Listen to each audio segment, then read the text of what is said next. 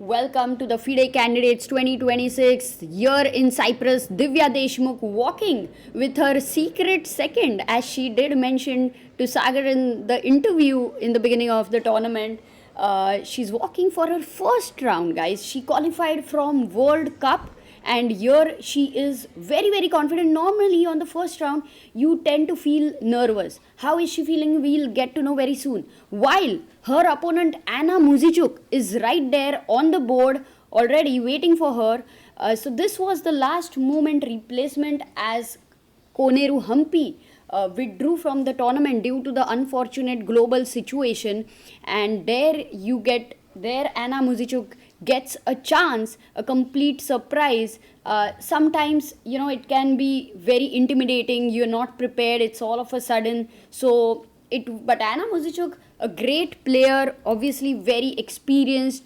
She has already played candidates before, so for her this is a beautiful opportunity there. While for Divya, who was prepared against Humpy, now has to shift her mindset and her preparation as well. She is going to be playing with this white pieces, but the preparation will be different. Earlier, several times she played with Anna, it has been draws. She's also lost with her. Can she break through? Can she beat Anna in this first game with the white pieces? There you see Divya arranging her blazer and a handshake. Wow. Is she feeling nervous? Is she very confident? What is she going to play? E4, D4. It's all a lot of excitement there. The winner of the candidates is going to face the women's world champion. They are going to become the challenger, and Divya is definitely hoping to achieve the feat. These are the moments when you kind of just settle in, write your score sheet within yourself, calming yourself down, trying to feel the environment. This one over here, while those moments when until the arbiter says start your games, how your mindset is, you just bring all your focus on the board. You make sure that you are not distracted for any single thing. There's no chess player who doesn't come to the board and doesn't adjust his pieces. So there you see Divya, who has already crossed 2500 live rating, has been having an amazing year. She played a very good Prague Masters just a few days ago, last month, and she's doing phenomenally well. Today we have with us Deputy President Arkady Dvorkovich and the President of the Cyprus Chess Federation, Mr. Kriton Toknaridis, to make the first moves in the boards of... We are ready to start the round. Good luck to everybody. Please start your clocks.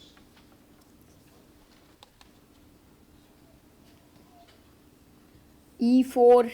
She begins with E4, and Divya has played several openings, but one of her opening, do you know what she has played a lot? E4, E5 there. She goes with knight F3, developing the knight towards the center, attacking this pawn there. Very typical to begin with. If you're new to chess, knight C6, defending the E5 pawn, and there you go, D4, guys. Scotch opening on the board. She has already played it before, so Anna Muzychuk would be expecting this. She takes the pawn, e takes d4, and Divya adjusts the clock a little, takes the pawn with her knight. This is the main line of Scotch opening. Here black can play bishop c5, knight f6, bishop b4 also is quite popular. She goes with knight f6, attacking this e4 pawn, and Divya takes the knight on c6. Now you don't want such a structure, so generally take capture towards the center. The point structure is spoiled a bit, but that's the main line of Scotch. E5, the knight is attacked. You want to pin this pawn and as well as attack it. That's what she does. Queen e7. Divya goes with queen e2. Yes, she had some games in Scotch, and in which after knight d5 was played, she had gone with the idea h4. What is she bringing up right now? She goes g3. She opens up this diagonal of the bishop. She controls the f4 square and goes for g3. and Anna Muzychuk goes g6. She's also following the same, wanting to develop the bishop, wanting to short castle in the future. And Divya Deshmukh over here goes c4, pushing the pawn, attacking this knight. This is all quite the main line until now. And you want to pin the pawn, not allowing to take here so soon. So for Divya, she goes b3, basically opening up this diagonal, saying that I'm gonna be defending the pawn very soon. And the bishop on b2 does quite well in general. So it's all about this e5 pawn, this pinned knight over here. What's going to happen? This is a very dynamic opening, guys. Scotch opening. If you don't know it well, then you generally land up in a lot of trouble. Short castle. Black's development is already complete. Rooks are connected and bishop h3. The main line is bishop g2 over here, but Divya brings a new move. Bishop h3. Rook e8 immediately played by Anna. Actually, f6 and d6 were interesting, two other options, but she goes rook e8 and Divya castles over here, allowing bishop takes e5. The pawn is hanging, which is taken by Anna. What is Divya's plan? Why has she given up the pawn over here is what we are going to find out. Queen takes e5. Lots of major pieces exchanges are happening. Queen takes e5. Bishop takes e5. Rook takes bishop over here. And now for Divya, she could take the knight. Bishop takes rook. King takes rook, but the problem is that the rook will take the pawn. Unlike if this bishop was on g2, that was not possible. So she takes the pawn on d7, and this bishop now brings in this new line over here. This is hanging the c6 pawn, so knight b4, defending the c6 pawn as well as threatening knight c2, and your rook is getting trapped. So Divya develops the knight to c3, and now no more worries about the knight c2 ideas. Whereas the bishop is nicely placed looking at this move over here. Bishop c8 played by Anna, challenging the bishop. Rook d1, defending here, saying rooks are heaven on the 7th rank. So black may not be very happy to take here. King comes to f8. King is a piece in the endgame.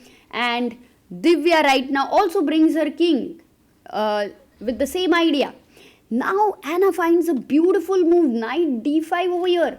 But for Divya, if she can take over here, allow bishop takes, then there is an interesting variation. We'll look at it more closely, but Divya doesn't go for that. She takes the pawn instead, and now this allows a check to the king. The king has to go to g1 and does feel a bit boxed in. Anna Muzychuk takes the knight on c3. Divya takes this rook here. Lots of exchanges happening. Knight takes d1, rook takes d1. And we are finally in a situation where black rook has entered the 7th rank. Divya is a pawn up, but it's very difficult to save these pawns. She brings the bishop back because you don't want the king to be boxed in right here. So she offers an exchange and going into the rook endgame, which would be quite drawish. But Anna goes back with the bishop, and Divya creates an escape square over here for her king, gives up the extra pawn there, and now brings the other pawn to a dark square, and these two are isolated. So Divya knows that she is going to take these pawns, attack these pawns. Rook d5, activating the rook, looking at the c7 pawn or a7 pawn, and here it is slowly moving towards complete equality. The c4 is hanging. She takes the c7 pawn. Anna is going to take c4 over here, and Divya, right now captures the a7 pawn, and wow, all the pawns are exchanged over here. A check, king goes to h2, rook attacks f2, Divya goes back with the king, check again, and they are going to be repeating here because there's nothing much in the position.